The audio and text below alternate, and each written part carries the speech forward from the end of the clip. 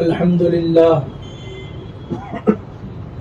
لله رب العالمين والعاقبة للمتقين والصلاة والسلام على سيد الأنبياء والمرسلين وعلى آله وأصحابه الطيبين الطاهرين أما بعد فقد قال الله سبحانه وتعالى في القرآن المجيد والفرقان الحميد فأعوذ بالله من الشيطان الرجيم بسم الله الرحمن الرحيم والذين جاهدوا فينا لنهدينهم سبلنا وإن الله لمع المحسنين صدق الله العظيم وقال النبي صلى الله عليه وسلم المجاهد من جاهد نفسه او كما قال علیہ الصلاۃ والسلام۔ بزرگان محترم، عزیز نوجوان دینی بھائیوں، ہم سب کا ہفتے میں ایک مرتبہ جمع ہونا یہ صرف اور صرف اللہ کی نسبت پر ہے۔ ہمیں کسی کو بتانے کے لیے، کسی کو دکھانے کے لیے جمع نہیں ہونا ہے۔ ہم ہفتے میں ایک مرتبہ جمع ہوتے ہیں اور جمع ہو کر اپنی فکروں کا تعدیہ ہے کہ ہمارے اندر دنیا کے ماحول میں رہ کر، بازار میں رہ کر، چیزوں میں اور نقشوں میں رہ کر جو فکریں دین کی اور دین کی محنت کی ہونا چاہیے اس میں کچھ فرق پڑ جاتا۔ تو اپنے اندر دینی فکروں کو پیدا کرنے کے لیے ہم اور آپ یہاں جمع ہوتے ہیں، اور دین کی فکر، دین کے مٹنے کا درد و غم، دین کے دنیا میں عام کرنے کی کوشش، یہ اللہ کو بہت پسند ہے کہ ہم اور آپ، کہ اللہ نے ہمیں اور آپ کو نعمتوں سے نوازا ہے۔ ان نعمتوں میں سب سے عظیم نعمت وہ ایمان کی نعمت ہے، اور کائنات کا نظام اللہ ایمان کی وجہ سے چلا رہا ہے۔ لا تقوم الساعة حتى يقول في الارض، اللہ کے نبی صلی اللہ علیہ وسلم فرما رہے لا تقوم الساعة حتى يقال في الارض اللہ اللہ، کہ اس وقت تک قیامت قائم نہیں ہوگی جب تک اس روئے زمین پر ایک بھی اللہ اللہ کہنے والا رہے گا۔ اللہ کے نام کی برکت، کہ نام لینے پر اللہ دنیا کو باقی رکھیں گے، تو جو اللہ کے نام کو باقی رکھنے کی محنت کرے، اللہ کے نام کی بقا کی کوشش کرے، اللہ اس کو کیسے محروم کریں گے؟ تو میرے دوستو، ہم اور آپ جمع ہوئے ہیں تو ہمیں اپنے ایمان کی فکر کہ میرا ایمان کیسے بڑھے، میرا ایمان کیسے ترقی کرے، میرے ایمان میں کیسے اضافہ ہو، کیونکہ انسان کا ایمان بڑھتا بھی ہے، گھٹتا بھی ہے۔ امام بخاری علیہ الرحمہ نے بخاری شریف میں ایک باب باندھا، الایمان یزید و ینقص، کہ ایمان بڑھتا بھی ہے اور ایمان گھٹتا بھی ہے۔ انسان ایمان کے بنانے کی محنت کرے گا، ایمان کے بنانے کی کوشش کرے گا، ایمان کے بنانے کی فکر کرے گا، اللہ اس کے ایمان میں اضافہ کریں گے۔ اور خدا نخواستہ اگر ایک بے فکر ہو جائے، ایمان کے بڑھانے کی فکر، ایمان کے بڑھانے کی محنت کو چھوڑ دے، تو پھر اس کا ایمان گھٹتا ہے۔ اور ایمان کا بڑھتا ہے تو ایمان کے بڑھنے کی پہچان کیا؟ کہ نیک اعمال میں دل لگتا ہے، تلاوت میں لطف آتا ہے، عبادت میں مزہ آتا ہے، نیک کاموں میں جی لگتا ہے۔ ایک تھرمامیٹر دیا گیا، ہم اپنے آپ کا جائزہ لیں، کوئی کسی کے بارے میں نہیں، ہر آدمی اپنے بارے میں سوچے، اپنے دل میں جھانک کر دیکھے کہ آج میرا نیک اعمال میں دل لگتا، میرا تلاوت میں دل لگتا، میرا عبادت میں دل لگتا ہے یا نہیں لگتا؟ اگر لگتا ہے تو اللہ کا شکر ادا کرے، اور خدا نخواستہ ان چیزوں میں جی نہیں لگ رہا ہے تو پھر اپنے ایمان کے سلسلے میں فکر مند ہونا ضروری ہے کہ دنیا میں بقا، دنیا کی حفاظت کہ اللہ کے نام سے، ایمان والے کی وجہ سے۔ تو اب اپنے ایمان کے بڑھانے کی فکر، اپنے ایمان کے بڑھانے کی کوشش، اپنے ایمان کو سنوارنے کی محنت کہ ہر ایمان والے پر ضروری ہے، ہر ایک کو کرنا ہے۔ کب تک کرنا ہے؟ کہ آخری سانس تک کرنا ہے، کہ میرا دنیا سے ایمان پر خاتمہ ہو۔ نہیں معلوم کب کون سا حال آئے گا، کب کس حال میں آدمی ہوگا، اس لیے اپنے ایمان کے بارے میں ڈرتے رہنا، اپنے ایمان کے بارے میں فکر مند رہنا، اپنے ایمان کے بارے میں سوچتے رہنا ہر ایک کے لیے ضروری ہے کہ ایمان کے بول ہم نے بولے ہیں لا الہ الا اللہ محمد رسول اللہ، کہ کسی سے کچھ نہیں ہوتا، سب کچھ کرنے والی ذات تنہا ایک اللہ کی ذات ہے۔ جتنے نبی آئے تمام نبیوں نے اپنے اپنے زمانے میں ایک ہی دعوت دی، یا ایھا الناس قولوا لا الہ الا اللہ تفلحوا، اے لوگوں کلمہ پڑھ لو کامیاب ہو جاؤ گے۔ جس نے وقت کے نبی کی بات کو تسلیم کیا، وقت کے نبی کی بات کو قبول کیا، وہ کامیاب ہوئے، اور جن لوگوں نے وقت کے نبی کی باتوں کو نہیں مانا، انکار کیا، وہ دنیا میں بھی ہلاک ہوئے اور آخرت میں بھی ہلاک ہوں گے۔ ہر نبی نے اپنے اپنے زمانے کے لوگوں کو دعوت دی، لوگوں اللہ کو ایک مان لو، لوگوں اللہ کو ایک مان لو۔ میرے اور آپ کے آقا جناب محمد رسول اللہ صلی اللہ علیہ وسلم نے بھی لوگوں کو ایک اللہ کی طرف بلایا۔ آپ صلی اللہ علیہ وسلم کو جب نبوت ملی تو آپ صلی اللہ علیہ وسلم کوہ صفا پر کھڑے ہوئے اور آواز لگائی یا صبا یا صبا۔ اس دور کا یہ اعلان ہوتا تھا کہ لوگ متوجہ ہو جاتے کہ کوئی اہم بات پیش آ گئی، سارے لوگ جمع ہو گئے۔ آپ صلی اللہ علیہ وسلم نے لوگوں سے پوچھا، اے لوگوں اگر میں تم سے یہ کہوں کہ اس پہاڑ کے پیچھے سے ایک لشکر آ رہا ہے جو عنقریب تم پر حملہ کرنے والا ہے، کیا تم میرے بات کی تصدیق کرو گے؟ سارے لوگوں نے بیک زبان ہو کر کہا کیوں نہیں، آپ تو صادق اور امین ہیں۔ نبوت ملنے سے پہلے، دین کی دعوت دینے سے پہلے سارا قبیلہ، سارا مکہ آپ کو صادق اور امین کہتا تھا۔ آپ نے ان لوگوں سے کہا، اور پھر آپ بلندی پر ہے، آپ اونچائی پر کھڑے ہوئے ہیں، آپ کو پہاڑ کے پیچھے کا سب کچھ نظر آ رہا ہے۔ حضرت مولانا علی میاں صاحب رحمۃ اللہ نے لکھا کہ آپ صلی اللہ علیہ وسلم نے اس وقت لوگوں کو مخاطب کیا اور کہا کہ لوگوں میں مقام نبوت سے تم کو یہ اعلان کرتا ہوں، تم کو یہ بات بتاتا ہوں کہ ایک لشکر آ رہا ہے، لشکر خداوندی جو عنقریب تم پر حملہ کرنے والا ہے۔ اگر تم اس عذاب سے بچنا چاہتے ہو، اس لشکر کے نقصان سے بچنا چاہتے ہو، تو تم کلمہ پڑھ لو کامیاب ہو جاؤ گے۔ جب آپ نے ایک اللہ کی طرف بلایا، ایک کلمے کی دعوت دی، تو جو لوگ اب تک صادق اور امین کہہ رہے تھے وہی آپ کے دشمن ہو گئے۔ ابو لہب کہنے لگا نعوذ باللہ تبا لک لہذا جماعتنا، کہ نعوذ باللہ محمد تمہارے ہاتھ ناز ہو جائے کہ تم نے اس لیے جمع کیا تھا۔ تو میرے دوستو، اللہ کے نبی کی سب سے بڑی سنت کہ امت کو ایک اللہ کی طرف بلایا جائے، ایک اللہ کی طرف دعوت دی جائے۔ جب بندہ اپنے ایمان پر محنت کرے گا، اپنے ایمان کو بنائے گا، اپنے یقین کو بنائے گا، اور پھر اس یقین کے بننے پر پھر اللہ کے وعدوں پر یقین ہوگا، تو اس کے لیے اللہ کے احکامات پر چلنا آسان ہو جائے گا، اللہ کے اوامر کو پورا کرنا آسان ہو جائے گا، نمازوں کا اہتمام آسان ہوگا، سنتوں کے مطابق زندگی گزارنا اس کے لیے آسان ہو جائے گا۔ آج سنتوں پر چلنا مشکل ہو رہا ہے، سنتوں پر عمل کرنا آدمی کے لیے پہاڑ جیسا ہو گیا۔ کہ کیوں؟ کہ مشکل ہو رہا ہے، ماحول نہیں ہے۔ پھر آدمی ماحول کا سہارا لے گا نہیں، جب ایمان بنے گا تو نبی پاک علیہ الصلوۃ والسلام کی سنتوں پر زندگی گزارنے کا لطف آئے گا، سنتوں کے مطابق زندگی گزارنے کا جی چاہے گا کہ نہیں، میری زندگی کا مقصد یہی ہے کہ میں اللہ کے نبی کی سنتوں کو اپناؤں، اللہ کے نبی کی سنتوں پر عمل کروں۔ ایک ایک سنت مجھے جنت میں پہنچائے گی۔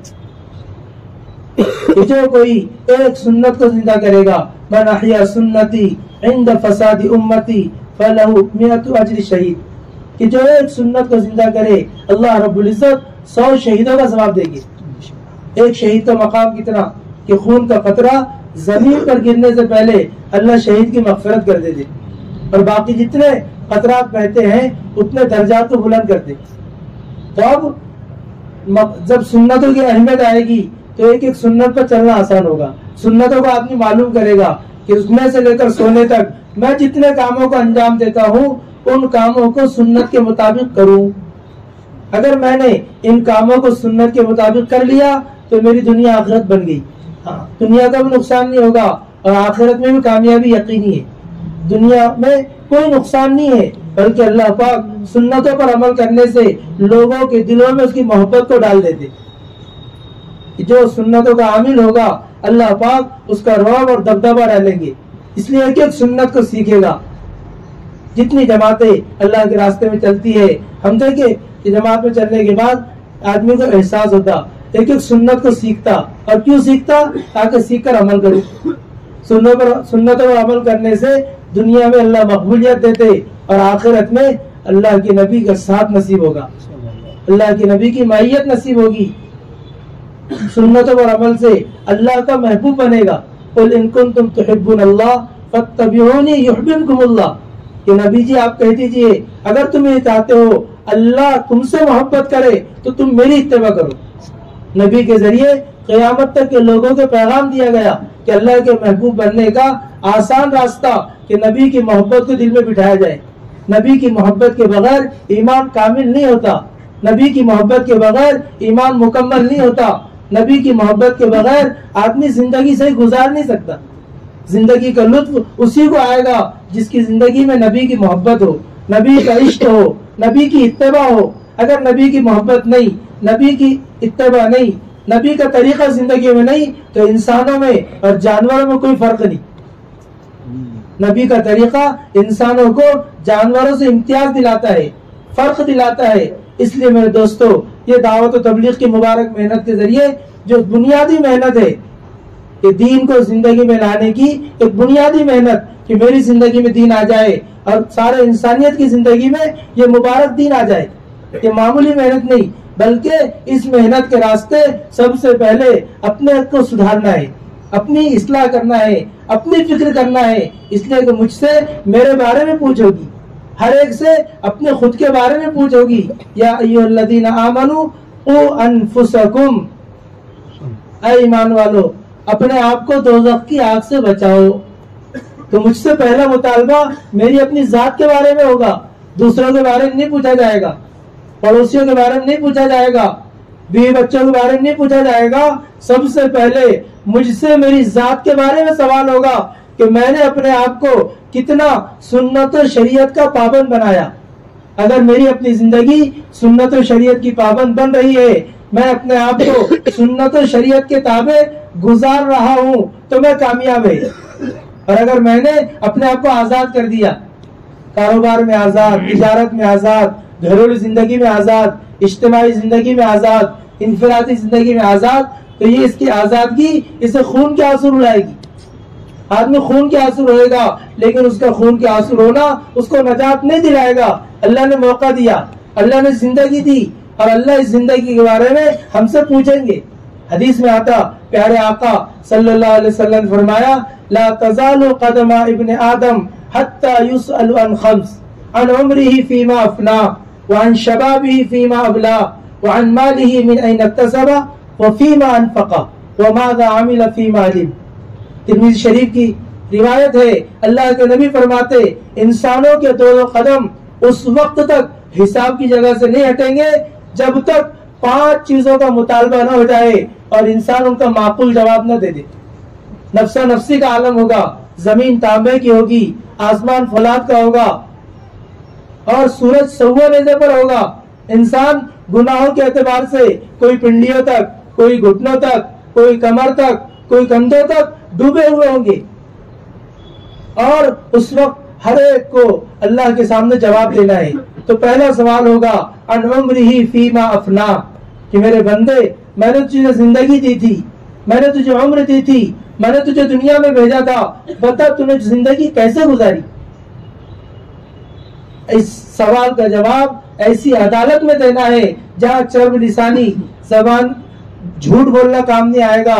وہاں پر انسان کی زبان جھوٹ نہیں بولے گی، چرب لسانی وہاں کام نہیں آئے گی.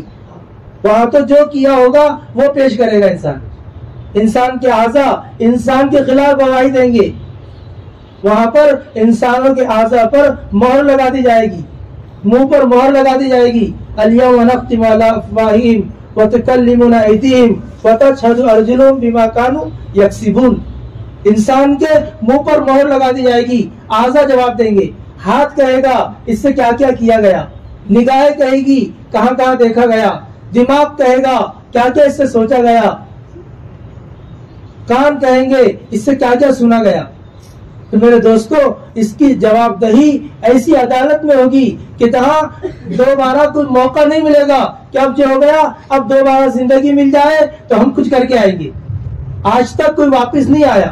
بولا آیا بھائی، جو چلا گیا چلا گیا. تو ہم کو اللہ نے ایک موقع دیا، زندگی عطا فرمائی. اللہ پاک ہمیں اس زندگی کی قدردانی کی توفیق عطا فرمائے. قدردانی کیا ہے؟ اپنے آپ کو کرنے کے کاموں میں لگانا. وقت تو گزر رہا ہے، ہماری زندگی گزر رہی ہے. زندگی گزر جانا کمال نہیں، اپنی زندگی کو سنوار لینا، اپنی زندگی کو بنا لینا، اپنے اعمال کو سنوار لینا، اپنے زندگی کے اوقات کی قدر کر لینا، یہ اصل کمال ہے. اسی طرح سوال ہوگا ان شبابہ فیما ابلا. میرے بندے میں نے تجھ کو جوانی دی تھی، جوانی کی قوت دی تھی، جوانی کی طاقت دی تھی، بتا تو نے جوانی کیسے گزاری. آج ہم میں سے اکثر لوگ جوان ہیں. یہ جوانی کی نعمت بہت بڑی نعمت ہے. اللہ کو جوانی کی عبادت بہت زیادہ پسند ہے. جوانی کے زور میں آدمی جو چاہے کر لیتا، یہ نہیں سوچتا کہ اس جوانی کے بارے میں مجھ سے پوچھ ہوگی. حدیث میں آتا شاب نشا فی عبادت اللہ. جوانی کی عبادت اللہ کو بہت پسند ہے. جوانی جو ہے اس جوانی کے بارے میں مجھ سے پوچھ ہوگی، جوانی کے بارے میں مجھ سے سوال کیا جائے گا. میں اپنی جوانی کی حفاظت کروں، میں اپنی جوانی کو صحیح گزاروں، اس کی بھی فکر کرنا ہے. جوانی کیسے گزارنا علماء سے پوچھے. ایک موقع ہے جوانی کی قدر کر لے، جوانی کی عبادت کر لے. آدمی بڑھاپے میں اعمال نہیں کر سکے گا، لیکن جوانی میں عبادت کی ہوگی، جوانی میں نیک اعمال کیے ہوں گے تو اللہ فرشتوں سے کہے گا کہ اس کے بڑھاپے میں یہ بڑھاپے کی وجہ سے عمل نہیں کر سک رہا، چلو اس کے نام اعمال میں نیک اعمال لکھتے رہو. جب بیمار آدمی صحت کے زمانے میں اگر عمل کر لے اور بیماری میں نہیں کر سکا تو جوانی بیماری کے ایام میں صحت کے ایام کی برکت سے اعمال لکھے جاتے. تو اللہ ہمیں اپنی جوانی کی بھی قدر کرنا ہے، جوانی کی حفاظت کرنا ہے، جوانی کو بے داغ رکھنا ہے، کیونکہ اس جوانی کے بارے میں مجھ سے سوال ہوگا. اسی طریقے سے سوال ہوگا عن مالہ من این اکتسب وفیما انفق، کہ تم نے مال کیسے کمایا اور مال کہاں خرچ کیا. آدمی مال کمانے میں بھی شریعت کا پابند ہے اور مال خرچ کرنے میں بھی شریعت کا پابند ہے.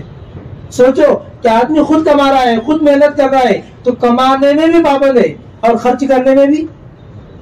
تو زندگی کے ہر موڑ پر ہم پابند ہے، آزاد نہیں ہے. جس دن ہم اپنے آپ کو آزاد سمجھے وہ ہمارا ہلاکت کا دن ہے. ہم آزاد نہیں ہیں، ہم پابند ہیں اللہ کے، ہم پابند ہیں رسول اللہ کے. جس دن سے ہم اپنے آپ کو آزاد سمجھیں گے دوستو اچھی بات نہیں ہے.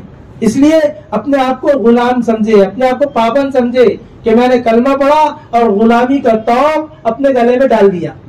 یہ غلامی کب تک ہے کہ اللہ کی غلامی اور نبی کی غلامی موت تک ہے، موت تک ہے. تو اس لیے اپنے مال کے کمانے میں ہمیں اپنے دیکھنا پڑے گا کہ میں مال کیسے کما رہا ہوں، سچ بول کے کہ جھوٹ بول کے، دھوکہ دے کر یا صحیح صحیح. مال کے کمانے میں بھی ہم پابند ہیں. اور ایسی یہ نہیں کہ ہم نے اپنی محنت سے کمایا، اپنی ذہانت سے کمایا، ہم جہاں چاہے جیسا چاہے خرچ کرے. نہیں، کہ خرچ کرنے میں بھی پابند. اس لیے فرمایا ان المبذرین کانوا اخوان الشیاطین، کہ فضول خرچی کرنے والے شیطان کے بھائی ہیں. کیوں؟ کہ ہم اپنی مرضی سے خرچ نہیں کریں گے، ہم تو دیکھیں گے اللہ کی مرضی کیا ہے اور رسول اللہ کی مرضی کیا ہے. اللہ کی مرضی کے مطابق مال کا خرچ کرنا یہ بھی دین ہے، اور اللہ کی مرضی کے مطابق مال کا کمانا بھی دین ہے. مال کا کمانا دنیا نہیں ہے، غلط فہمی ہے کہ دنیا ہے، دنیا نہیں ہے. مال کا شریعت کی روشنی میں اللہ کے حکم کے مطابق، رسول اللہ کی تعلیمات کے مطابق مال کمانا عین دین ہے، بلکہ ایک اہم فریضہ ہے. کہ انسان مال کمائے تاکہ اپنے بیوی بچوں کی ضرورتوں کو پورا کر سکے، کسی کا محتاج نہ ہو، کسی کے سامنے دستے سوال دراز نہ کرنا پڑے۔ دین ہے کہ آدمی کمائے۔ اسباب کا انکار کہ پیسوں سے نہیں ہوتا، چیزوں سے نہیں ہوتا، دوا گولی سے نہیں ہوتا، یہ اسباب کا انکار زبان سے ہے لیکن دل سے نہیں، اس لیے کہ اسباب تو اللہ نے بنائے ہیں۔ اسباب کو اختیار کرنا اسلام کی تعلیم ہے، اسباب کا انکار کرنا توکل کے خلاف ہے، اور اسباب کا اختیار کرنا سنت ہے۔ اس لیے ایک ایک کام کے کرنے میں، مال کے کمانے میں، مال کے خرچ کرنے میں ہم سب شریعت کے پابند ہیں۔ ہم اس کا خیال رکھے، علماء کے پاس جائے، علماء سے پوچھے کہ ہماری یہ تجارت ہے، ہمارا یہ بزنس ہے، ہماری یہ ملازمت ہے، یہ شریعت کی روشنی میں کیسی ہے؟ علماء بتائیں گے۔ مستقل ہدایت کے اندر، کتابوں کے اندر کتاب التجارت، یعنی تجارت کے طریقے بتائے گئے، مال کمانے کے طریقے بتائے گئے۔ ہمیں اس کا اختیار کرنا ہے، تبلیغ میں لگ کر، دین کے کام میں لگ کر اسباب کا انکار نہیں کرنا کہ نہیں ہمیں تو کمانا نہیں، اللہ پالتے۔ اور لوگوں نے کیا ہے، اللہ حفاظت فرمائے کہ اللہ سے ہونے کو بولا ہے اور پھر جماعت میں سے گئے، کمانا چھوڑ دیا، ملازمت چھوڑ دی، ڈاکٹر بن رہے ڈاکٹری چھوڑ دی، کہ سائنس کے بارے میں کچھ سن لیا، علماء سے نہیں پوچھا، اور کیا ہوا کہ جس شعبے میں تھے اس شعبے کو چھوڑ دیا۔ یہ بے دینی ہے۔ ہمیں تو دین میں کامیابی کی بات بتائی گئی، تو ہمیں دین سیکھنا ہے، اور دین کس سے سیکھیں گے؟ علماء سے سیکھیں گے۔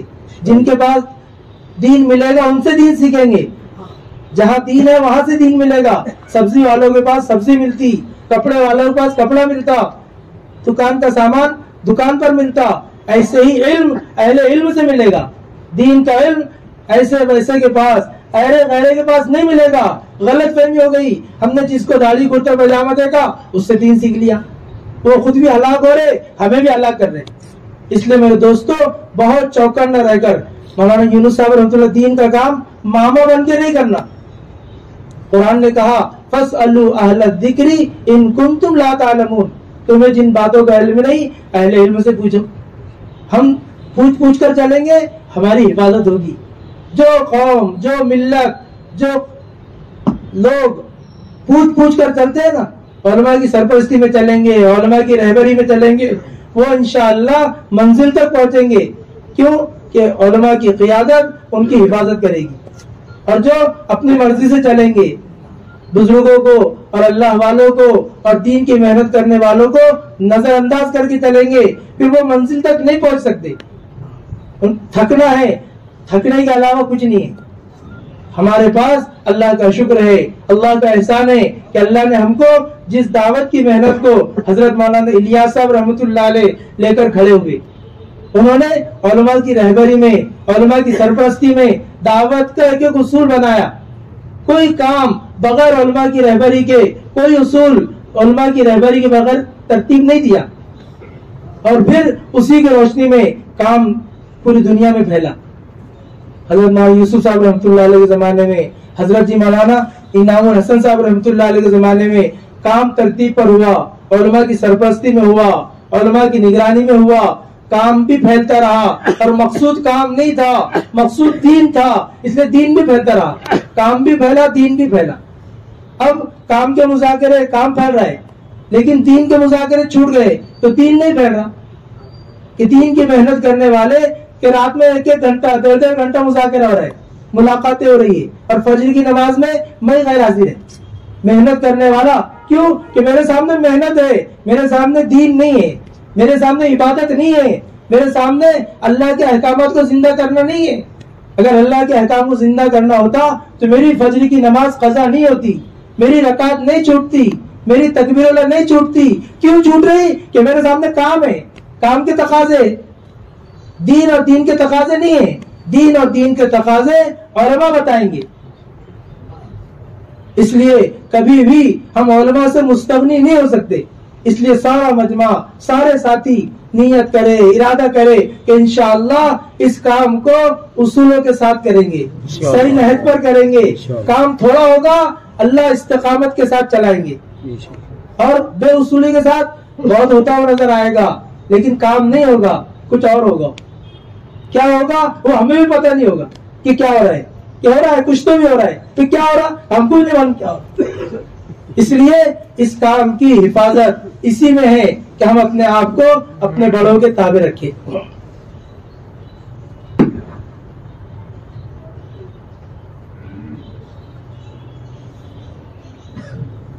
اور جس طرح سے جس طریقے پر ہمارے اکابرین نے بزرگوں نے کام کیا, کر کے بتایا اور کر کے بتا رہے, صرف بتا نہیں رہے, عملی طور پر اپنے بڑھاپے کے باوجود, بیماریوں کے باوجود, ملک در ملک, شہر در شہر, دیہات در دیہات, بستی در بستی, اس عمر میں جو آرام کی عمر ہے, اس عمر میں بھی ہمارے بزرگوں نے اپنے کام کی حفاظت کے لیے اپنے آپ کو قربانی پر ڈالا ہے. کام تو قربانی چاہتا, دین قربانی چاہتا. اسلام زندہ ہوتا ہے ہر کربلا کے بعد. زندگیاں ہے, انبیاء علیہ السلام کی زندگیاں ہے, صحابہ کی زندگیاں ہے, پیارے آقا جناب محمد رسول اللہ صلی اللہ علیہ وسلم کی زندگی ہے کہ آپ نے کیسی کیسی قربانیاں دی. قربانیاں کام کے لیے نہیں, قربانیاں دین کے لیے, قربانیاں اسلام کے لیے کہ اسلام پھلے, اسلام پھولے, اسلام عام ہو, دین عام ہو, دین پر لوگ چلے, اس لیے کہ کامیابی دین میں. تو اب قربانی پر ہم آئیں گے تو ہماری قربانیاں ہمارے نسلوں کے دین اور ایمان کی حفاظت کی بقا ہے. انہوں نے قربانیاں دی تو ہم اور آپ دیندار نظر آ رہے. اگر ہم قربانیاں دیں گے, ہم جان و مال کی قربانی دیں گے, تو یہ جان اور مال کا لگانا ہمارے لیے بھی دین کی حفاظت کا ذریعہ بنے گا, ایمان کی حفاظت کا ذریعہ بنے گا, اور پھر ہماری نسلوں کی دین کی حفاظت کا ذریعہ بنے گا. ہمیں اپنی نسلوں کے بارے میں ہم سے پوچھا جائے گا. حضرت یعقوب علیہ السلام نے اپنے بیٹوں کو, اپنے پوتوں کو موت کے وقت جمع کیا اور پوچھا, اے میرے بیٹو, اے میرے پوتو, ما تعبدون من بعدی, کہ بتاؤ تم میرے بعد کس کی عبادت کرو گے. انہوں نے صاف کہا, نبیوں کی فکر ہے کہ میرے بعد تم کس کی عبادت, بنیوں کی فکر, میرے بعد کیا ہوگا, میرے بعد کاروبار کا کیا ہوگا, تجارت کا کیا ہوگا, کہ کرنا ہے منع نہیں ہے, لیکن فکر غالب ہو, موت کا وقت ہے, ایک نبی کی فکر ہے کہ بتاؤ میرے بعد تم کس کی عبادت کرو گے. قالوا نعبد الہک و الہ آبائک, کہ ابا جان, دادا جان, کتنا غور کریں آپ کہ بیٹے بھی اوپر باپ نبی, دادا نبی, پردادا نبی, اور نیچے بیٹا بھی نبی, پوتا بھی نبی, حتیٰ کہ جناب رسول اللہ صلی اللہ علیہ وسلم بھی اسی خاندان سے. لیکن ایک نبی کو فکر ہے کہ میرے بعد تم کس کی عبادت کرو گی. تو اس طرح ہر ساتھی پر, ہر کام کرنے والے پر, ہر دین کی محنت کرنے والے پر یہ غلبہ ہو کہ میرے بعد میرے بچوں کا کیا ہوگا. ہمیں فکر ہے میرے بعد ان کے کاروبار کا کیا, ان کے کھانے پینے کا کیا, ان کے رہنے کا کیا, ان کے اوڑھنے بچھانے کا کیا. یہ منع نہیں ہے, لیکن یہ فکر غالب ہو کہ میرے بعد ان کے دین کا کیا, ان کے ایمان کا کیا, ان کی آخرت کا کیا. کہ دوستو ہمیں زندگی ملی ہے, دنیا میں رہنا ہے, لیکن دنیا کچھ دنوں کی ہے, اصل تو آخرت ہے. ہمیں مرنا ہے, اللہ کے پاس جانا ہے, اور زندگی کے ہر لمحے کا, ہر سیکنڈ کا, ہر لہجے کا حساب دینا ہے. ہر ایک سے پوچھو گی, ہر ایک سے پوچھا جائے گا, ہر سیکنڈ کے بارے میں پوچھا جائے گا, ہر سوچ کے بارے میں, ہر نگاہ کے بارے میں, ہر قدم کے بارے میں. میرا قدم دین اور اسلام کی حفاظت کے لیے اٹھا ہے یا نہیں اٹھا. اس لیے ہم اپنے اوقات کی, اپنے جان و مال کی حفاظت کی کوشش کریں. یہ جان بھی اللہ کا, یہ مال بھی اللہ کی. یہ جان اور مال اللہ نے جنت کے بدلے خریدا. ان اللہ اشترى من المؤمنین انفسهم واموالهم بان لهم الجنہ. یہ جان بھی اللہ کی اور مال بھی اللہ کا, اوقات بھی, جان بھی اللہ نے دی, مال بھی اللہ نے دیا, اور زندگی وقت بھی اللہ نے دیا. اس جان مال وقت کو اعلاء کلمت اللہ کے لیے لگانا. جان مال وقت اللہ کے کلمے کی سربلندی کے لیے لگے, تبلیغ کے لیے نہیں, بلکہ یہ ذمہ داری ہے. اس ذمہ داری کے بارے میں ختم نبوت کی وجہ سے اللہ نے ذمہ داری عطا فرمائی کہ خود دین پر چلنا, اوروں کو دین پر لانے کی محنت کرنا. میں بھی دین پر چلوں اور میرے وجہ سے، میرے ذریعے سے اور لوگ بھی دین پر آ جائے، ایمان پر آ جائے، اعمال پر آ جائے، سنتوں پر آ جائے، ان کی زندگی کے لمحات اللہ کی مرضی کے مطابق گزرے. اس کی فکر کرنا، اس کی کوشش کرنا، اس کے لیے یہ مذاکرے، یہ ہفتے واری اجتماع، یہ ہفتے میں ایک مرتبہ جڑنا اور روزانہ کی جو محنتیں ہیں، یہ صرف اور صرف اس لیے ہے تاکہ ہماری دنیا صحیح گزرے، اور دنیا صحیح گزرے گی تو آخرت بھی صحیح گزرے گی. اور دنیا صحیح نہیں گزری، دنیا مقصد سے ہٹ کر گزری تو آخرت میں پچھتانا پڑے گا. وہاں کا افسوس کرنا، وہاں کا پچھتانا کام نہیں آئے گا. اس لیے اللہ نے آج موقع دیا ہے کہ دو ترتیب ہے. ایک تو خروج کی ہے کہ آدمی اپنے وقت کو فارغ کر کے اللہ کے دین کا کام سیکھنے کے لیے اللہ کے راستے میں جائے، ایک ترتیب یہ. اور دوسری ترتیب کہ اپنے مقام پر رہتے ہوئے مقامی اعمال کی فکر کرے کہ روزانہ کا ڈوز ہے، یہ روزانہ کی خوراک ہے ہماری. جیسے صبح کا ناشتہ، دوپہر کا کھانا، شام کا کھانا آدمی وقت پر کھاتا، اہتمام سے کھاتا، ایسے ہی ایمانی اور روحانی خوراک ہے ہماری کہ ہم روزانہ کے جو اعمال ہے، انفرادی طور پر، اجتماعی طور پر روزانہ کے اعمال کو اختیار کرے کہ میرا اپنی ذات سے روزانہ دین کی فکروں کے لیے کچھ نہ کچھ وقت لگے، کچھ نہ کچھ وقت فارغ کروں میں. سہولت ہے الحمدللہ. ہمارے اپنے شہر کے اعتبار سے 4 حلقے ہیں، چاروں حلقوں میں 3 مسجدیں. ہم اپنے حلقے کی کسی ایک مسجد کو ٹارگٹ بنائیں کہ مجھے وہاں جا کر کسی ایک نماز کے بعد بیٹھنا ہے. 2 ساتھی ہے، 3 ساتھی ہے، یا پورے حلقے میں الحمدللہ کوئی حلقہ ایسا نہیں ہے کہ جہاں عملہ نہیں ہے. ہر حلقے میں 2-5 ساتھی ہے. ایک حضرت مولانا الیاس صاحب رحمۃ اللہ علیہ کھڑے ہوئے، کوئی ساتھ دینے والا نہیں، کوئی پوچھنے والا نہیں، لیکن ایک کی فکر پر پورے عالم میں انقلاب آیا. تو کیا ہم اپنے حلقے میں، ہمارا حلقہ 1.5-2 کلومیٹر سے زیادہ نہیں ہے، ہمارے حلقے کے 4-5 ساتھی مل کر کہ روزانہ ہمیں اپنے حلقے کے اعتبار سے اپنے حلقے کی نئی مساجد کھلے، نیا عملہ بڑھے، نئے ساتھی قریب آئے، ان سے جا کر ملاقاتیں کرنا 2.5 گھنٹے کے عنوان پر. پورا شہر ہمارا ہے، کوئی منع نہیں. کہیں بھی ہم نے ظہر پڑھ لی، عصر پڑھ لی، مغرب پڑھ لی، روزانہ ٹارگٹ بنائے کہ مجھے 2 ساتھیوں سے ملاقات کرنا ہے، مجھے 3 ساتھیوں سے ملاقات کرنا ہے. ان کا نام لے کر دعا کرے، صدقہ دے اور جائے. اللہ قلوب کو پلٹائیں گے. حق کی طرف قلوب پلٹتے ہیں، لیکن محنت ویسی ہونا چاہیے. اگر ہماری محنت ہوگی، کوشش ہوگی، اللہ ضرور پلٹائیں گے. جتنا کر رہے ہیں، جو کر رہے ہیں، اللہ کا شکر ہے. اس پر ہم اللہ کا شکر ادا کریں، لیکن اس پر مطمئن نہ ہو. اگر ہم اس پر مطمئن ہو گئے، کام آگے نہیں بڑھے گا. جتنے تھے اتنے ہی رہیں گے. بلکہ پوچھ ہوگی، حق کو جانتے تھے، صحیح نہج کو جانتے تھے، اسے اوروں تک پہنچانے کی کیا فکر کی. کل وہ لوگ جو حق کی طرف متلاشی ہے، صحیح نہج پر کام کرنا چاہتے ہیں، ہم ان تک نہیں پہنچے، ہم سے پوچھیں گے کہ تم نے کیا ہمارے پاس کیوں نہیں آئے؟ تم آتے تو ہم بھی آنا چاہتے تھے. 70% مجمع ہے جو ملاقات میں کہتا آپ جو کر رہے وہی صحیح ہے، ہم بھی اسی طرح کرنا چاہتے. لیکن دوستو، ہم اپنی ذات سے اپنی قربانی کو بڑھائے، اپنی فکروں کو بڑھائے، اور پھر ہمارے اپنے ذات کے لیے روزانہ کی فضائل کی تعلیم ہے، فضائل اعمال، کہ اس سے عملوں کا شوق پیدا ہوگا، آدمی عمل پر کھڑا ہوگا. انفرادی طور پر بھی اس کی تعلیم ہے اور اجتماعی طور پر بھی تعلیم ہے. انفرادی اپنے گھر کی تعلیم کی ہم فکر کریں. گھروں میں دین کی بقا کے لیے، دینی ماحول کے لیے، دینی اعمال کے زندہ کرنے کے لیے فضائل کی تعلیم ہے.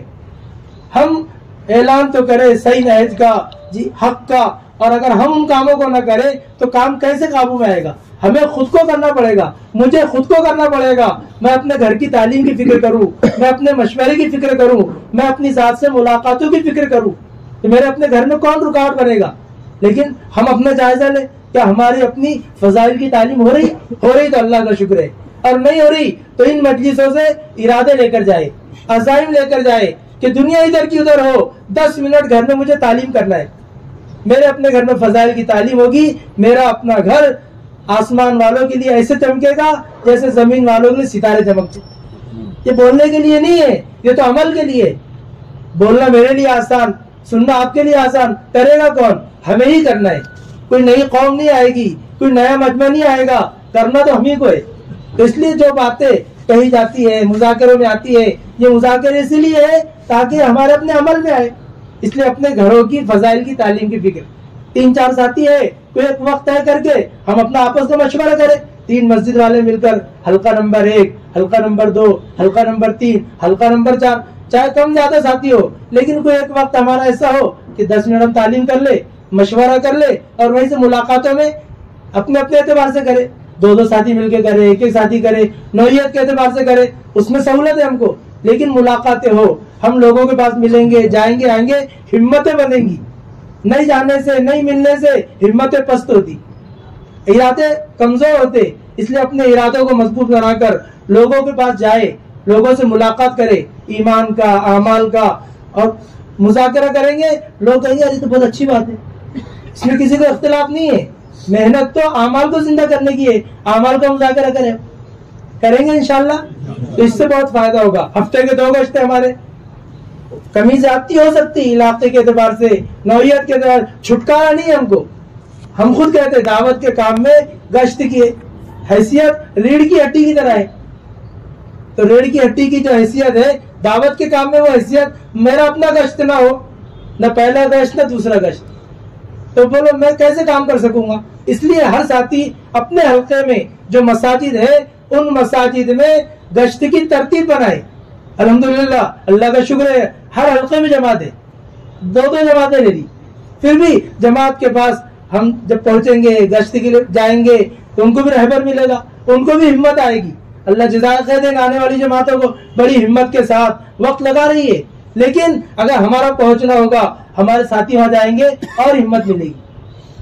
ہر ساتھی اپنے اپنے حلقے میں مسجد نہیں ہو کام کر رہا ہے، نہیں کر رہا ہے ایسا نہیں، لیکن جہاں جماعت آئے کم سے کم جماعت کے 2 دن کے قیام کے دوران ہمارا وہاں پر جانا ہو، ان کو ساتھ لے کر ملاقاتیں کرنا ہو. ضروری نہیں کہ جہاں جماعت ہے وہیں ہم ملاقات کرائیں. گشتی کے عنوان پر 2 ساتھی لے کر اپنے محلے میں، اپنے دوستوں کے پاس، اپنے رشتہ داروں کے پاس جا سکتے ہیں. یہ ہمارے ذہن سے نکلے کہ مسجد کے اطراف کیسے رہبری کریں گے، ہم فلاں مسجد کے بعد کیسے رہبری، ہم کچھ معلوم نہیں. تو وہاں پر تو جماعت رہے گی، لیکن کام کا میدان بہت بڑا ہے. نارے کو چلے گئے، پڑے گئے چلے گئے، ہینا نگر چلے گئے، چکل تھانہ چلے گئے، شہر میں کہیں بھی ہم جا سکتے. تو ساتھیوں کا بھی استعمال ہو جائے گا، ہمارا بھی وقت لگ جائے گا، اور جن ساتھیوں کے پاس جائیں گے ان کو بھی پتہ چلے ماشاءاللہ گجرات کی جماعت، کشمیر کی جماعت، بمبئی کی جماعتیں آتی ہے. وہ لوگ سمجھتے کہ جماعتیں نہیں ہیں ان کے حلقوں میں، محلوں میں جماعت نہیں. تو لیکن جب ہم چلیں گے پھریں گے، اختلاط ہوں گا تو ان کے سامنے آئے گا ماشاءاللہ اتنی جماعتیں، اللہ کا شکر ہے 200-250 جماعتیں چلا. تو گشت کی بھی ہمیں فکر کرنا ہے. اور اسی کے ساتھ ساتھ ہمارا اپنا مہینے کے 3 دن کا ہفتہ طے ہو. مجھے اپنی ذات سے کوئی لگائے نہ لگائے، مجھے 3 دن لگانا ہے. یہ سب بولنے والا مجمع ہے، کرنے والا مجمع ہے. تھوڑا سا جو ہے تو ایک وقفہ ہو گیا، کئی دن سے وقت نہیں لگا، تو وقت نہیں لگنے سے تھوڑا سا ہمت نہیں ہوتی. ایک مرتبہ ہمت کر کے ہم نے 3 دن اگر لگا لیے تو انشاءاللہ گروپ پڑے گا. مہینے کی ہر حلقے سے ایک جماعت بھی بنی تو 4 جماعتیں ہو جائے گی. 200, 250, 400, 500 کا عملہ ہے جو فکر مند ہے، متحرک ہے، لیکن وقت نہیں لگنے کی وجہ سے تھوڑا سا ہمت نہیں ہوتی. اس لیے ہر بیٹھنے والا اپنی ذات سے پھر نیت کرے کہ مجھے اپنی ذات سے مہینے کے 3 دن لگانا ہے. کون سے ہفتے میں لگانا ہے، کس کے ساتھ لگانا ہے، اس میں کوئی پابندی نہیں. پورے شہر میں کہیں بھی کسی کے ساتھ ہم جا سکتے. تو کون کون نیت کرتا بتائے کہ ہم سب انشاءاللہ مہینے کے 3 دن کا اپنا ہفتہ طے کر کے اپنی جماعت بنا کر جانا ہے. نہیں تو ہمارے لیے آسان ہے، ہر ہفتے جمعرات کو تیاری کے ساتھ آ جائے اور یہیں سے جماعت چلی جائے. پورے شہر سے 12 ساتھی کوئی مشکل نہیں. دل پر لینے کی بات ہے کہ ہمیں اپنے ذمہ دار ساتھی ہم اپنے ہفتے طے کر لیں. میرا ایک ہفتہ طے، 2-3 ساتھی طے ہو جائے اور پورے شہر میں تشکیل ہو. پھر جمعہ سے 3 دن کی جماعت جائے گی. تو بولو 12-15 ساتھی، 12 مسجدیں ہیں، ہر مسجد سے ایک ساتھی اور 12 ساتھی ہوتے. کسی مسجد میں 2 ساتھی آئیں گے، کہیں سے 3 ساتھی آئیں گے، کہیں سے نہیں آئیں گے، لیکن کوئی مشکل نہیں ہے. ہم ہوتا ہی ہے کہ پورے 4 حلقے بنا دیے، ہر حلقے سے اپنی جماعت بنا. حلقے سے جماعت بننا مشکل ہوتا، اس لیے پورے شہر سے مل کر ایک جماعت بننا ہر ہفتے مشکل نہیں. تو 3 دن کی انشاءاللہ ترتیب بنے گی. اور ابھی اس وقت ہمارا تقاضا ہے کہ الحمدللہ 5 تاریخ سے چلے کی جماعت کے عزائم تھے. اللہ جزائے خیر دے، ساتھی تیار بھی ہے. خالی ہمت کر کے اپنے بیگ لے کر آ جائیں گے، ساتھی جڑتے چلے جائیں گے، ہے نا. یہ ریل کا ڈبہ ہوتا ہے، انجن کے ساتھ ڈبے لگتے لگتے رینج بن جاتی. ایسی جماعت کا ہے کہ ذمہ دار 2-3 ساتھی آ جائیں گے, 2-4 دن میں 8 دن میں 10-12 ساتھی جمع ہو جائیں گے, جڑ جائیں گے اور جماعت بن جائے گی. لوگ منتظر ہے, کچھ ذمہ دار جائیں گے تو ہم جائیں گے, امیر ہے تو ہم جائیں گے. اس لیے جو ساتھی تیار ہے تو اپنے ناموں کا اظہار کرے. ہمارے ایڈوکیٹ صغیر صاحب بھی الحمدللہ. اور بولے ہمارے شوکت بھی تیار ہے, شوکت بھی تیار ہے الحمدللہ. اللہ جزائے خیر دے, اللہ ان کی رکاوٹوں کو دور فرمائے, اللہ ان کا نکلنا آسان فرمائے, قبول بھی فرمائے. اور بولے مبین بھائی بھی تو پڑے گا اسے, بتا کھڑے ہو, کیا نام؟ مبین بھی. اللہ قبول فرمائے, اللہ آسان فرمائے. اور بولے 3 ساتھی. چوتھا کام حفیظ بھائی کے گھر سے ہمارے بھی 2 ساتھی انشاءاللہ عشاء بعد آ جائیں گے.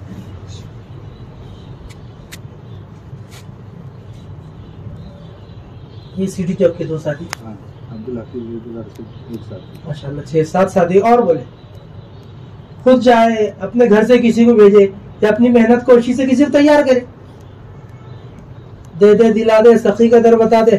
ہم خود کہتے سخی کے 3 درجے ایسی دعوت کے کام میں نکالنے کے لیے ہم خود جائے یا اپنے گھر سے بھیج دے. بولو پتلا ہے, اپنے محلے سے, اپنے حلقے سے, اپنی مسجد سے. نام کافی تھے ان کی, اگر فکر ہو جائے 16 نام تھے الحمدللہ.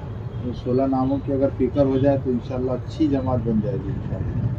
اس اعتبار سے جو تفقد کی جماعت ہے وہ تھوڑی دیر بیٹھ جائے نماز کے بعد, انشاءاللہ ان کی فکریں ہو جائیں گی تو جماعت بن جائے گی. تفقد میں مولانا ہارون صاحب ہے, مفتی اشفاق صاحب ہے, ایڈوکیٹ صغیر صاحب, شوکت بھی میں 5 ساتھی ہے. تھوڑا سا اور ساتھی جو اپنے حلقے میں تیار ہو سکتے ہیں ان کو لے کر ملاقاتیں کر لیں. جماعتیں رہے گی, جماعتوں کو لے کر کام کرے گی جماعت انشاءاللہ. 15 فروری کو ضلع کا عمومی اجتماع اپنے پاس, اس اجتماع کی محنت کے لیے جماعت بن رہی انشاءاللہ. جماعت چلے گی. اور اس کے علاوہ 3 دن 1 دن جن کو جتنا وقت ہے ان کے ساتھ لگا سکتے ہیں. اللهم صل على سيدنا محمد وعلى آل سيدنا محمد وبارك وسلم. اللهم أنت السلام ومنك السلام وتبارك ربنا يا ذا الجلال والإكرام. رب اغفر وارحم وأنت خير الراحمين. رب ارحمهما كما ربياني صغيرا. اللهم أعنا على ذكرك وشكرك وحسن عبادتك. اللهم إنا نسألك إيمانا كاملا. اللهم إنا نسألك إيمانا كاملا ويقينا صادقا ورزقا واسعا ورزقا حلالا طيبا وشفاء من كل داء. اللہ ہمارے گناہوں کو معاف فرما, ہماری خطاؤں کو لغزشوں کو درگزر فرما. مولا ہم اقراری مجرم ہے, مولا بہت گناہ گار ہے, مولا پر تیرے دین کی نسبت پر جمع ہوئے ہیں. مولا کوئی تو نیک بندہ ہوگا, مولا اس مجمع میں علماء بھی ہے, تیرے سے تعلق رکھنے والے بھی ہے, مولا تیرے مقبول بندے بھی ہے, تیری نسبت پر گھر بار کو چھوڑ کر پڑے ہوئے بھی ہے, معصوم بچے بھی ہے, مولا بزرگ حضرات بھی ہے. اے مولا جو بھی اس میں تیرا نیک مقبول بندہ ہو ان کی برکت سے ہمیں معاف فرما دے, ہمیں معاف فرما دے.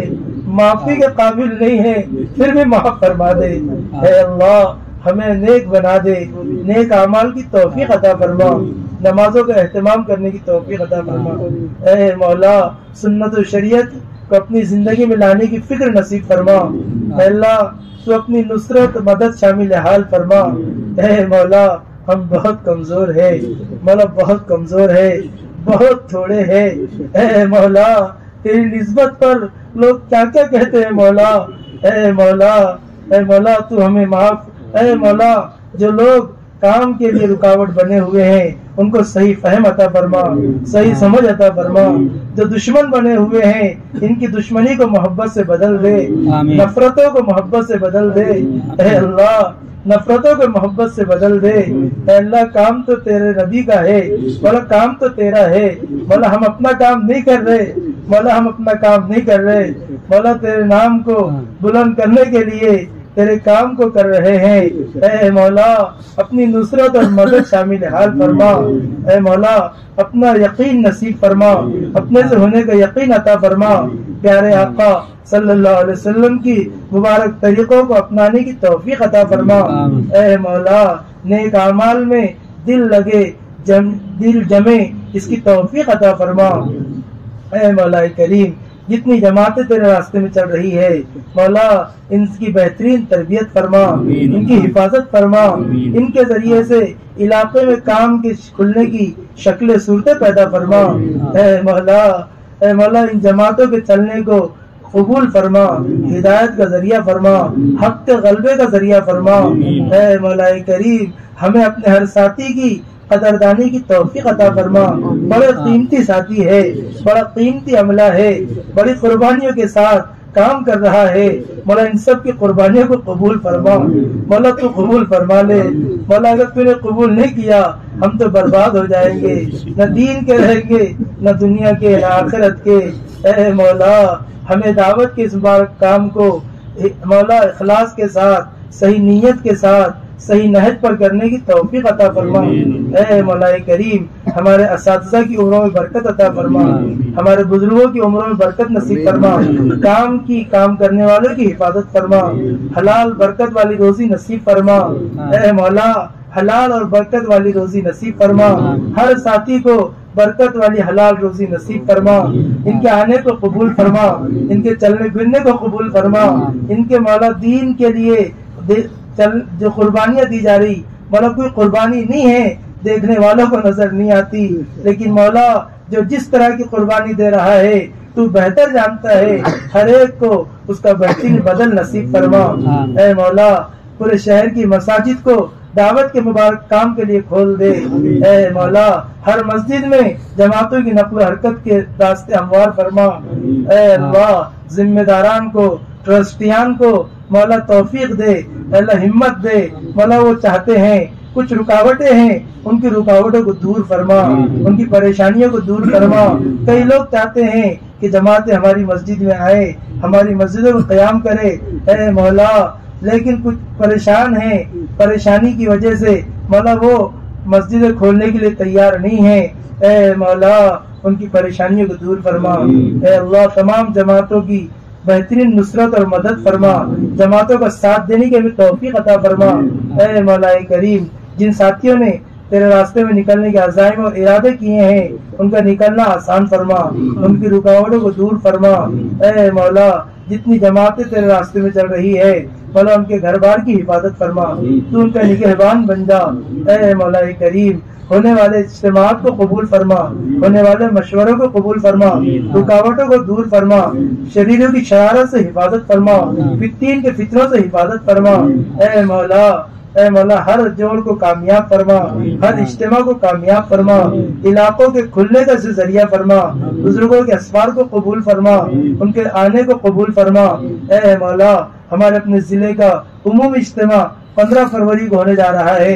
اے مولا لوگوں کے قلوب کو متوجہ فرما، حوصلہ ہمت نصیب فرما، حق کی تلاش میں لوگ ہے مولا حق انہیں سمجھا دے، صحیح رخ انہیں سمجھا دے، صحیح کام انہیں سمجھا دے مولا، ہمیں بھی سمجھا دے مولا۔ ہماری دعا کو محض اپنے فضل و کرم سے پیارے آقا صلی اللہ علیہ وسلم کی برکتوں سے قبول فرما۔ سبحان ربک رب العزت عما یصفون وسلام علی المرسلین الحمد للہ رب العالمین۔